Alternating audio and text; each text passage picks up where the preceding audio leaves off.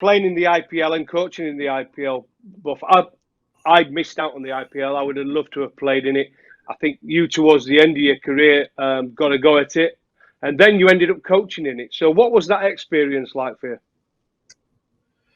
It was an amazing experience, Coffee. The hardest thing was I'd finished playing. I'd resigned myself to retiring. So I'd already retired from first class cricket. So I'd been out of the game for about 4 months, I suppose. And they were just short. Rajasthan Royals was just short because of the international commitments. And no one knew where it was going to go. So I actually played the first game of the IPL for Rajasthan Royal, the first two until one of the overseas, it would have been Graeme Smith, came back in.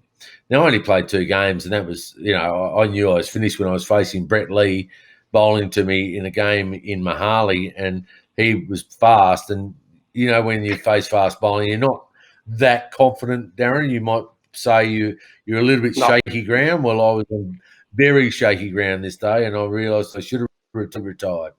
But I was also fortunate enough to be involved with Warnie and Darren Berry, and then I got a call the following year to go and coach Deccan Chargers in those days, who was their main players were Gilchrist, and who's a great mate of mine, and Andrew Simons, also a great mate. And they'd finished last, but they'd had, a pretty good list. And they only won 2 or 3 games, I think, and they'd heard a lot of things about Rajasthan Royals, who were achievers and ended up winning it, or they weren't expected to win it, and they actually won it the first year.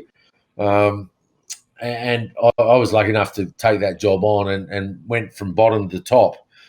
So it was a bit of luck. It was all time. I mean, people say it's coaching. Players do a lot of it. Coaches, we just really try and guide the players, I think. But learning about the coaching side of it with, the different religions involved and different nationalities. I mean, we had Pakistan, Sri Lankan, New Zealand, Australia. So we had them all covered, and then also the different religions that go with that. We couldn't trade Friday at midday, obviously because of Muslims, so we couldn't do that. We had a few of those in there. We had to chop and change there.